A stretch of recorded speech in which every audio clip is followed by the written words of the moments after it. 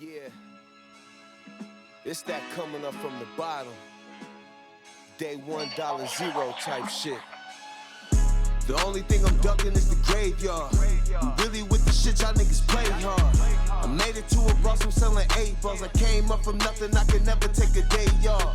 The only thing I'm ducking is the graveyard. I'm really with the shit y'all niggas play hard. I made it to a boss, I'm selling 8 balls. I came up from nothing, I can never take a day off. Turn your baby mama crib into a stash spot. And we moving more aggressive than the last. What's up, man? What's up, bro? How we doing?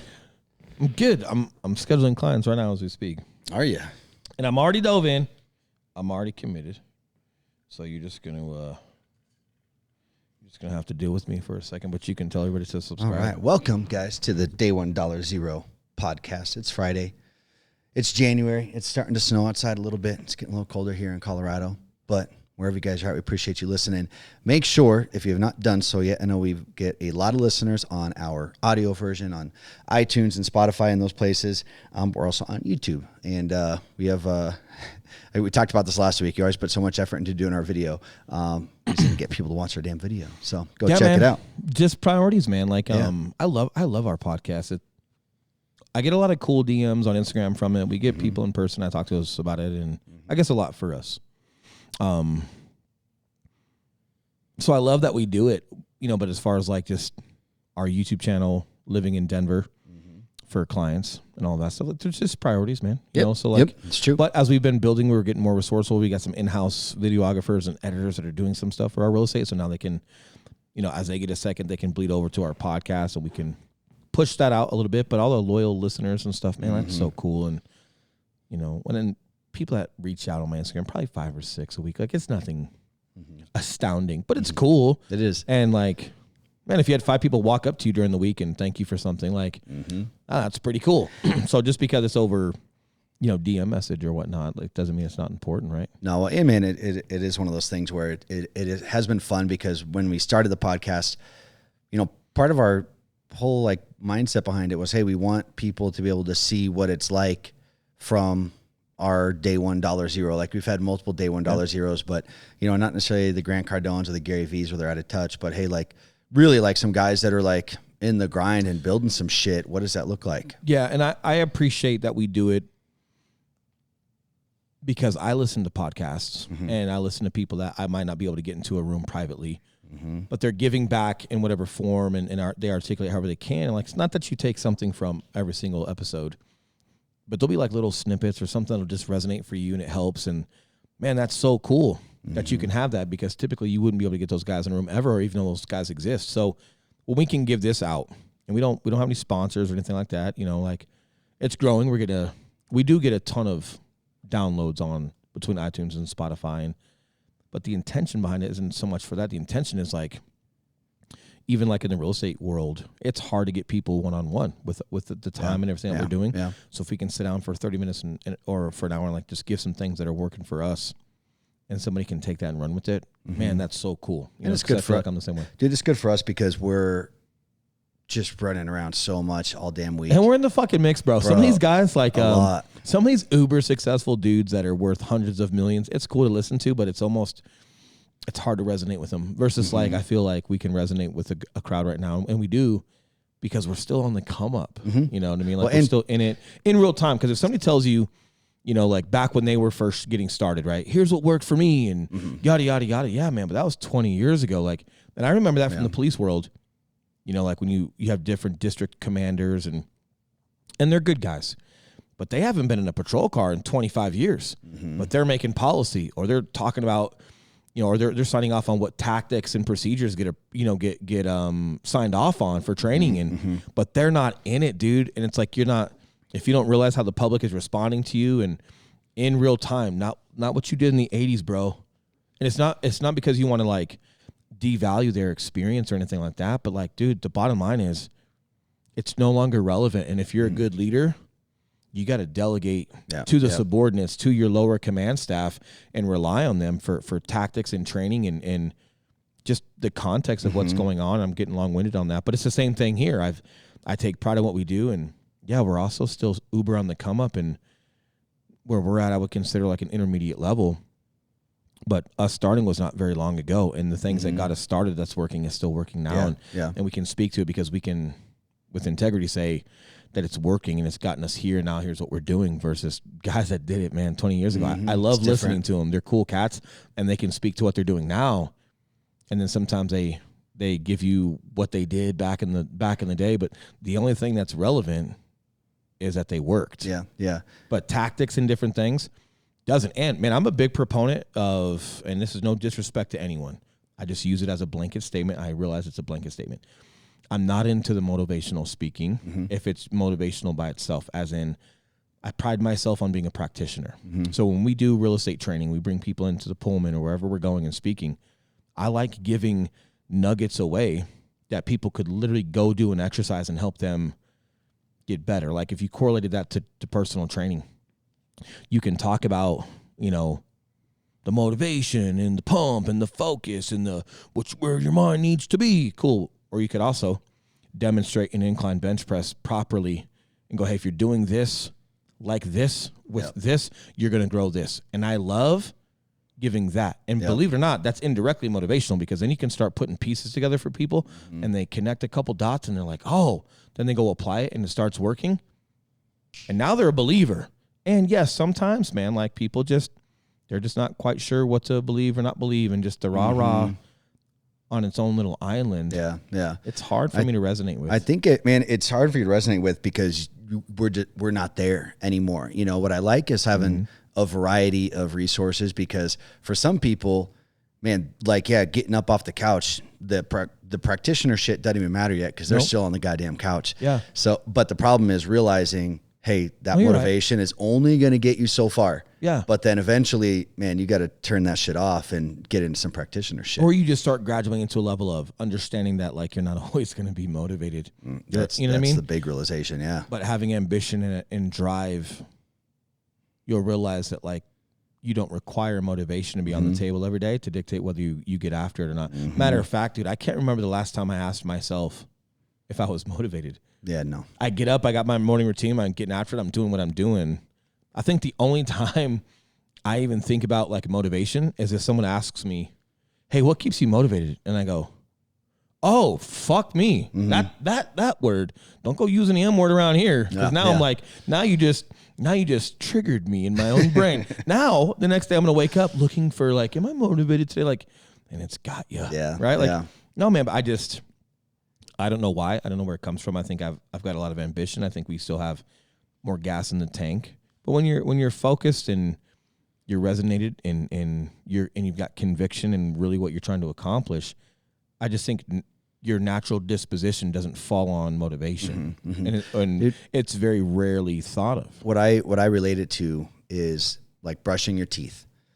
I don't need to get motivated to brush my teeth. You understand the value of it. Yeah, I don't want my fucking teeth right out of my head. It's something if you I have to do. Now you've learned. It's something I have to do. I don't need to get myself pumped up for it. And it's something where it's because oftentimes people ask well, when does it end? Oh, do you have to when you get to, and I'm like, yeah, when do you stop brushing your teeth?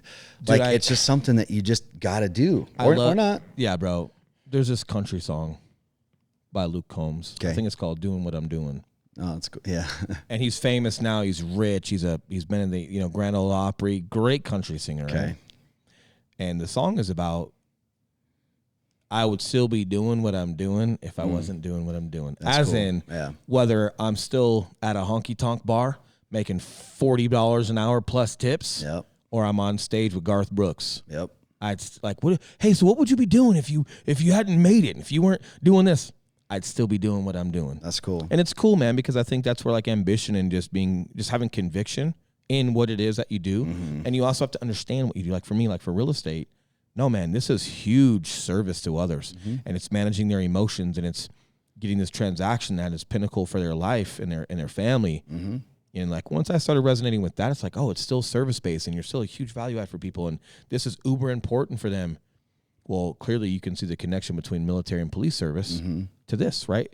But it's all in perspective and how you see things. But you're not going to see things for what they are until you really start diving into it, becoming successful at it, and feeling the reward of the accomplishment and the impact to others, correct? So it takes time with that. But yeah, man, like you have to decide like what you're going to do or what you're going to be about. And like, that just can't be optional. So when we talk about decisions, like you and I talk about decisions, or when I think of decisions for myself, I think that word is very heavy for me. A decision is very heavy for me versus I think people use that word or that behavior very loosely, and it's back and forth and this and that and that and this. And it's like, you have zero conviction with what you're doing. Yeah. And they don't understand the impact that all those little micro decisions really do have. Yeah. And the people you surround yourself with in your environment. And that's what we're talking about today, right? So if you're still listening, now we're going to get to the topic a couple minutes into this, but, shout out to Brian Sean Tosh, because this is I'm not sure if he's the originator of it. I would assume so. Super smart guy. Interesting guy. But he talks about being alone in good company. Okay. And I'm pretty sure I heard him mention that when he was talking about Diesel Days. Shout out to Diesel Days. If you guys don't know what that is a physical endurance challenge for 24 hours nonstop. He's also got ones that go longer than that. Eli and I did the 24-hour nonstop one, and I'm going to leave it at that because I don't want to give away the stations or what you do. Just know that it's nonstop physical challenges. It's a ton for 24 of fun. hours. Ton of fun. If but there's one word for that, it's fun. Just kidding. Fun? Completely kidding. It's not fun at all. I was going to like, fuck no, you. not fun at all.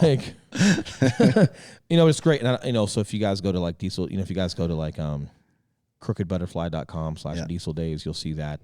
But I'm pretty sure it was in like one of the newsletters, or maybe he had spoken about it, but it was describing all of us there together for the Diesel Day. And it was like, alone, you're alone, but in good company. And it made sense because it's like everyone's here for their own reasons, doing their own thing, their own challenges, and it's okay.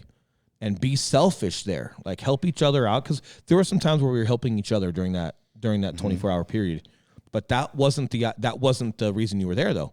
So it's like you help others out, but there's all this staff there to help everyone, literally to the point where like you did not need to help someone. And if you chose to help someone, is it because you're trying to take a break and get out of your own thing? Because you helping someone was like literally never needed the staff, and the staff that Tosh decided to use for that, they are very versed in endurance challenges. They are very versed in leadership, especially Tosh. Tosh did not participate. He was the one running it, which means he's in control of everything from a leadership, management, help, all resources, right? And it's on purpose. You don't need to stop and help everybody. You don't need to go to the back of the pack to help someone come up, because you're also giving yourself an out. Yeah. This is just my interpretation, right? But it was cool when he talked about that. But then I think about that like in life, of how like even when you're in good company, like you're still alone. You're alone with your own demons. If you have those, you're alone with your own thoughts, your own whys, your ambition. You're questioning yourself. The people that you're around you're questioning that. But like, so like good company, it's good. Having a good circle is good, but ever evolving. And some of the strongest people in that circle might leave. You might want them to leave. You might want to create distance. And I've had some of that recently, and some of them have surprised me. And it's been more of like my decision to create space and to remove that. But it comes from the last people I thought I would do that too, correct? And some of their behavior, and me deciding to have someone's back in a dark time for them, yet the person going through the dark time is telling me to go fuck myself when I'm literally like doing the one thing that they needed me to do. And so you analyze that and you question that, and but so here's what I'm getting at is like when we talk about circles, like you got to level up, you got to put yourself in a good circle, you got to surround yourself around people like this. All great things to say, but because I'm a practitioner in the way I view myself, I like giving skill sets or tools or how-tos away. And the how-to for today is, if you're looking for a circle, stop. It only takes one. And I'm going to use Eli as an example, right? Like it only takes one solid person who's rooted in several value adds that you admire or look up to or appreciate to be the example of how the rest of your circle needs to be navigated. So I fall back on our relationship, and I fall back on your qualities of either how you support me, yet correct me. And vice versa. Right? But I fall back on a lot of your demeanor, what you value, how you execute certain things, because that's what gives me, that's like my beacon for who I allow in a circle and for who I maybe need to let out. And it's that strong and it's that important because, yeah, man, like the one I'm choosing to create some space and take some space from, it's a fucking hard one, man. And like, I don't know if dudes talk about it enough, but like that hurt my feelings. You know what I mean? Like having a guy's back during a super dark time for himself, creating some damage control, which then proved through the next several days that it was the right decision. And whether he liked or someone appreciates it or not, doing the right thing is always the right thing. Fucking period. I did not expect a certain reaction. And like, man, bummer. He recognized it to the level we would expect him to recognize it, but it's not necessarily taking accountability for it. Yeah, yeah. And if I didn't have, like our relationship or, to be exposed to you to fall back on like how you conduct yourself and what the standard is and be able to talk to you about some of these things, I might be giving more of a pass to this person or to anyone else because it's, you know what I mean? And it's like, but when you have that beacon, that one person that you can fall back on and look to for qualities and how they conduct themselves and how they would conduct themselves toward you if you did that for them, it allows you to make sound, consistent decisions. And if you don't have that, then how can you track your ability to make consistent decisions with like who you're giving a pass to, who you're not, who you're forgiving, who you're not forgiving, who you're allowing in, who you're not? Is it their status that's letting you let them in? Or is it their character? And who could you give more time to if this person you weren't giving time to that does maybe deserve, some more time? And so my thing today is like, man, it's like, stop looking for a circle. It's just valuing with people. And just because you meet someone doesn't mean you need to be a part of like their existing circle. And 'cause that's called a clique. And you're kind of making it a clique by expecting yourself to be cool with everyone versus like, hey, little by little, person by person with, just values and consistency, like make your circle, realizing that your circle, each individual in that circle also has a different circle outside of you. Yeah. But just basing it more on that. And I can't express when we're talking about removing people from your circle or people coming into your circle, it's not circle by circle, right? Like it's person by person, right? And then before, I know you got a lot to say to this. We were talking on my way over here. So then the last thing that we can get to here in a minute, I just want to say it and voice it to you so I don't forget it, is just falling back on like that. Don't meet your heroes. Yeah, big time. Right? And heroes is a strong word, but like in the adult world, it's like people you look up to, people you admire. It's twofold. Are you expecting them to be perfect, beyond human, beyond reproach, right? To the point to where like, that's not even fair to the person you look up to. And then vice versa, when that person does show that their shit stinks, you're now like heartbroken or shocked or whatever because you can't even believe that they breathe oxygen. Oh my God. Yeah. But then at the same time, just having no expectations of that's a big because you admire something about someone doesn't mean you admire them. Yeah. Does that make sense? Like just because you can admire someone's business success doesn't mean you need to admire them. If you're attaching the admiration to the person, not to the lane of success, it can get very dangerous. Now, there are probably some people where you just admire them as a person. I think you have to know them so well, to do that. And you can also admire the fact that people are imperfect, yet still achieve so much. There's different layers to this. But for the pedestrian side, for the sake of the podcast of just speaking about this, and I want to speak more on this moving forward, admiring qualities in people before you jump to this admiring the person. Yeah. Does that make sense? Yep. I mean, I think let me talk to that first since that's top of mind, and then I'll kind of backtrack a little bit. But I think the whole like meeting your heroes part, like heroes is a heavy word, but let's call it like people you really admire, people who have achieved like crazy good like business success or whatever for the sake of this conversation now. Every time I've met one of those people, won't name any names, but every time I've met one of those people, they have not personally let me down, but I've been less impressed than I thought. But that ultimately has been such a positive thing. It's great because it shows me like, oh man, we can definitely do this. Yeah. Like not one of those, oh, if he can do this, I can do this sort of thing. Like not in a dickish way, but just like, oh man, they are human. I mean, that's just a normal person that, hey, put their head down long enough and did the right things in the right space. And some of those guys ask us questions, man. Yeah. Like there's some guys that we've met that are super admirable, but because they know what's on the other side, where it's like, hey, I'm just a dude. And I love when they ask us questions and acknowledge that we're actually more successful in certain lanes than they are with the business. And like, I hope I have that quality when someone sees me a certain way, because it's like, no, they don't have this ego. Yep. You know, or at least behind the scenes that they don't. And it does show that it's possible, but it's almost like this is where humble is overstepping its humble boundary, right? It's where humble, and it's like, if you speak like this, like, oh man, like this guy wasn't as impressive as I thought. Oh, you're cocky, bro. Oh, you've got this chip on your. It's like, hey, dude, no, like, it's not that you're not impressed or anything. It's that we've hit a certain level of success and we're seeing, and we have the opportunity to see these guys behind the scenes where they're pulling the curtains back.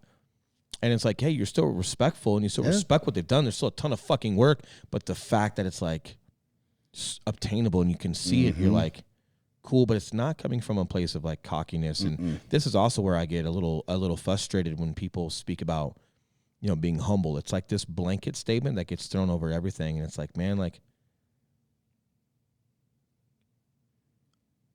use baseball. Okay.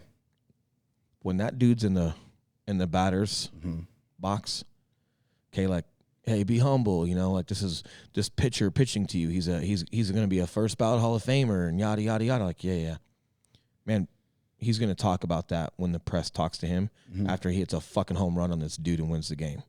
But in there, he's thinking like, yep, this guy's habit is this. He's throwing curveballs and sliders when it's this count. We're in the seventh inning, which means he relies on this because he's getting tired out. He's at 85 pitches plus, so his slider starts getting fucking flat. And he throws those when he gets late in the fucking count. If he throws that, I'm going to fucking slam this bitch. And then he slams that bitch because that's his time to believe in himself and be confident and fucking perform. Yep. Okay? Boom. Yep. Now, after the game, it's, hey, he is. He's going to be a first ballot Hall of Famer. And he's a phenomenal pitcher, and executing against him is extremely hard. And that's real. In the moment, if all you can think about is that this dude's a first ballot Hall of Famer and executing against him is extremely hard and barely anyone does it, you're striking the fuck out, bro. That's not the time. That's not the moment for that. So, but it doesn't mean that he's not a humble baseball player, right? It's like you just need to understand when it's time to like put the throttle down and be confident in what you're doing and believing in yourself and taking charge and understanding when that moment arises and riding momentum and staying in that lane. And it doesn't mean that you're less removed from being humble. There's there's opportunity. Well, and dude, frankly, that is part of being humble. Like even having those thoughts of like, hey, if I have enough respect for this person I'm competing with, if I'm not in this frame of mind, if I'm not practicing and doing the shit, like if I'm not showing up as my best self, man, they might have an up on me. 100%. Right? But like a lot of times humble is like bringing yourself down, right? People, and even the way it's described. People may think it is, bringing yourself down. The way it's described in the dictionary, read it. Yeah, what does it say? Well, read it. I'll look it up here. Right? Like the way that it articulates is that it's bringing yourself down. You know, and I'm just not sure. Like, there's probably a better way. The way it's getting used nowadays, like, there should probably be an update. Oh, this is a terrible. Listen, it says humble. Having or showing a modest or low estimate of one's own importance. Yeah, that's yeah, well, I mean, I guess versus you could digest that a little bit. But again, like, you know, and obviously, like, when words get popular nowadays, there could probably be an updated version of that in, like, the Urban Dictionary, right? As far as, like, what and I guess if you're looking at it that way, like, hey, I'm more important than somebody else. Yeah, I don't think that's an appropriate thing to necessarily think. No, again, it's context. But, like, when you're in the batter's box, man, like, in your time of your perform, like, hey, man, it can't be like, it can't be, man, I'm so humble and like, I'm so honored to be in this batter's box. I cannot believe that like Roger Clemens is throwing a ball to me. And I grew up around him. He's going to be in the first ballot Hall of Fame. Yeah. Hey, dude, how many pitches is he into the game?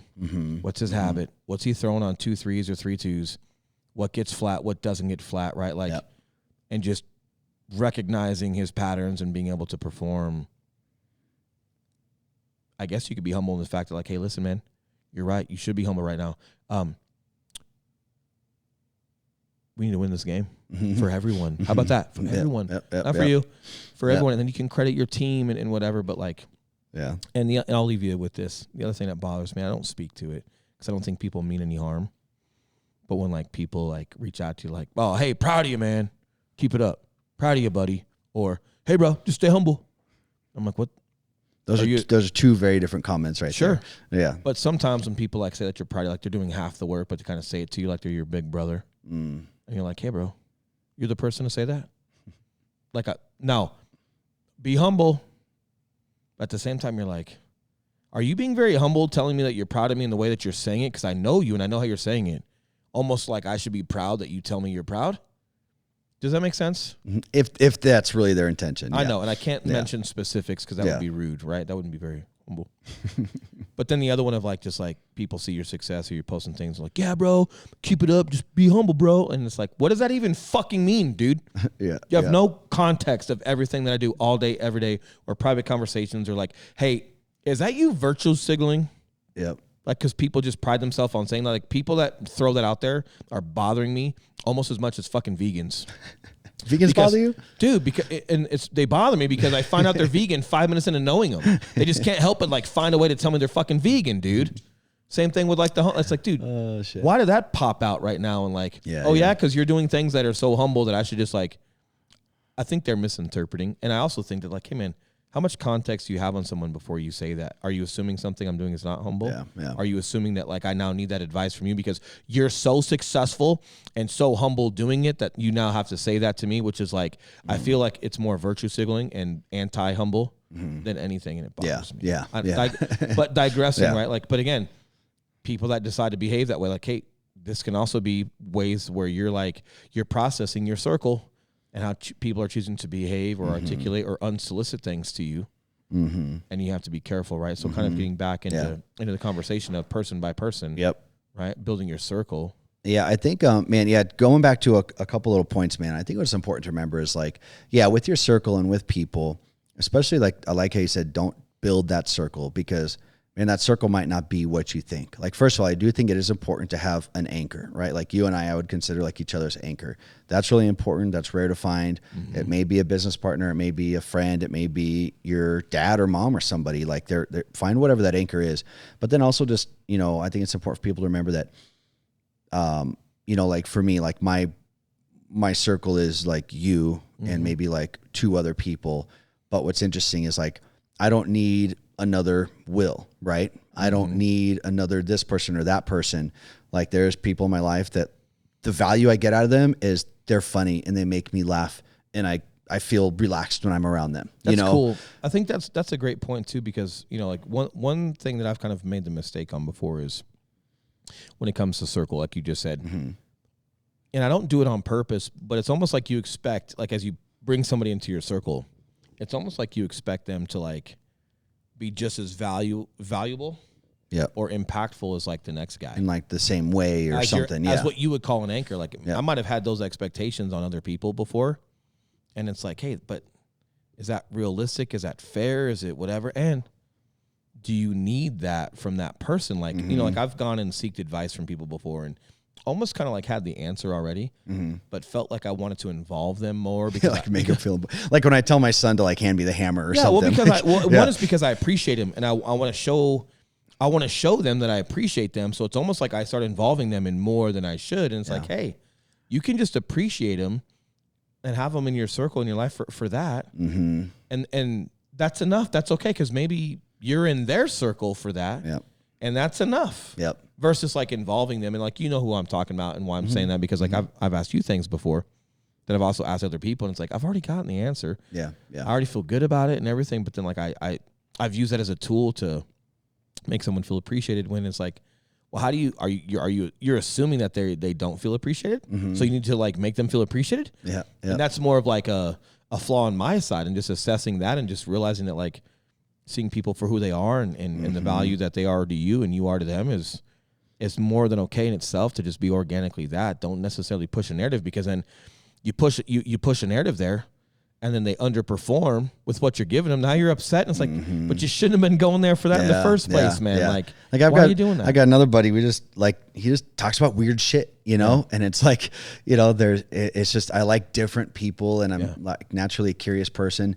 And I would consider like them my circle, but do I need to go out and like find more friends that are just fun to be? No, I don't. Like, hey, I've got people for that, and it's, and I've got you and we have our thing. But the other thing too is, like just letting people be who they're going to be. And when they show you who they are, believe them. Let them believe them. But then also the flip side of that is, man, like people, to me, like I'm so bad at the like cutting people off or the cut and dry thing. Cause I also remember like, man, like Eli, even 2 years ago, different person, 2 years before that, different person. So like also understanding that energy, which are people like just shift and change. And, you know, someone can go for being really good and perfect in your life to like, oh fuck, you know, they got to go. And then vice versa. Maybe there's someone that was just like not the most impactful or someone that just didn't impact you in a certain way. But now at a different phase, hey, they are around more. Yeah. And, you know, like our buddy Mike Hahn, shout out to Mike.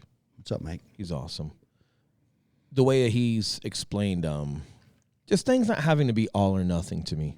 And then during the circumstances, like we spoke of that, it was really cool. And it's sad, man, because like, hey, if someone is super close in your circle and some things change, either their priorities or their family, like it's just they just can't be around as much, or they're deciding to make some decisions, or there's an interaction that changes that. It doesn't mean that they have to now go away. And they're now like, you never talk to them and they don't exist. It doesn't have to be that. Like they can, you know, you and that person can somewhat remove yourself from one another and create some space, and it actually can alleviate the expectation on each other and create a better friendship. Yep. You know, like an example for me was, you know, I'll leave names out of it, but I was helping a friend with a business that he wanted me to help him with, and he knows how fast paced I am, and it brought us. We were butting heads, and then the conclusion was like, hey man, this business is just more fun for me. I'm not ready for it to be that. I have enough work over here with my day business. He owns his other business as well. One was for more leisure. One was for like real work. And once we acknowledged that, I was like, oh, well, sorry, bro. Like I want to do a great job for you. So when you put me in that position, I want to take this thing to the moon. That's me. That's the phase that I'm in. That's what we're doing. And man, I want to be good at my word. And I look up to you, man. I want to impress you. And I want to impress the friends that introduced me to you. So good initiative, all great intention, yet it was creating some butting heads. But once we surfaced that and had a discussion, you know, we obviously don't see or talk to each other as much because we're not doing that together.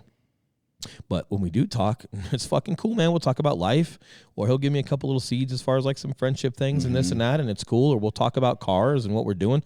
And it's almost like it's a better friendship because it's allowed to be that. And there's no longer this expectation of business on top of it. And it was actually, you know, like just not the right fit, at least in that moment, right? And it made a better friendship out of it. But yes, you could say that like we've created some space, you know, but it's not so much space because we hate each other. It's space because, well, if we're not working together and doing things, it's just not a necessity. But friendship is better. What happened there was you guys both showed each other who you were, and you both let each other be that, and no one tried to change anybody, but it was like, hey, you're this person, man, let's just do this together. And credit to him, right? And if he ever listens to this, he knows who it is, but credit to him for being able to like own his part, and you know, because I literally was just doing what he asked me to do.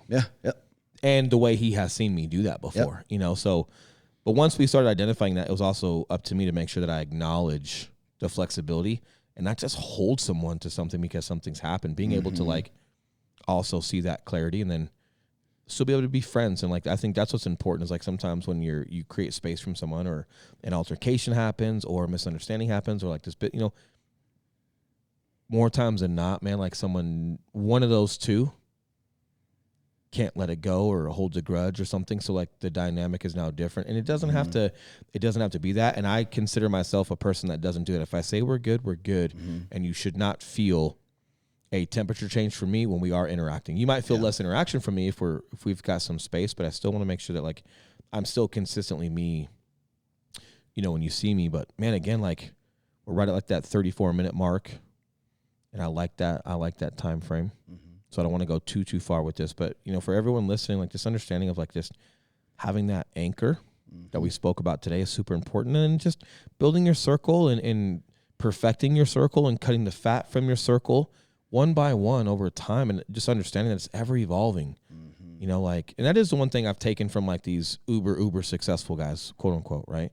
Whether it's financially or military wise, they've never stopped kind of like molding, you know, their circle. It's ever evolving, and some people stay, some people go.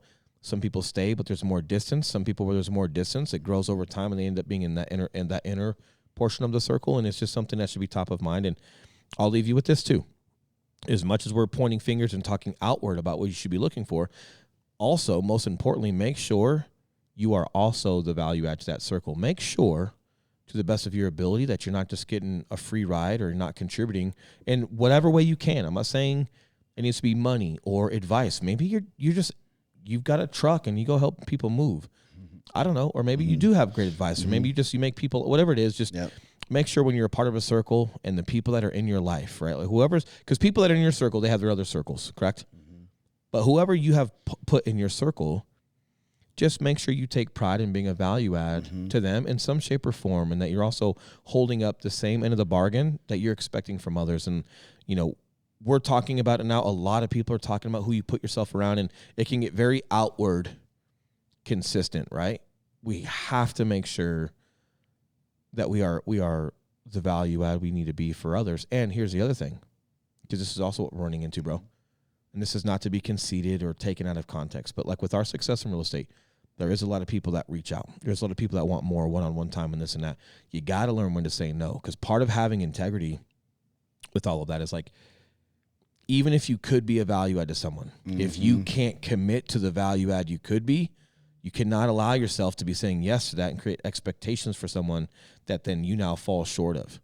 So you have to be uber clear with where you can make commitment, where you can't, but then create opportunities. So like for us, with the realtors we can't meet with one-on-one, hey, we have private events once a month. We have private Zoom calls, private Facebook groups where we can reach the masses. Yeah, we've got so you're still creating value. You're still doing that. And then like as people grow their real estate company, they might grow into that inner business circle. Because I've got a business circle and I've got an outside of business circle. Yeah. Some of them cross over. Some of those people are on both sides. But yes, you can grow in that inner business circle through your success because you're ready for more. And then me and you know that person just needs more time, but they're also crushing.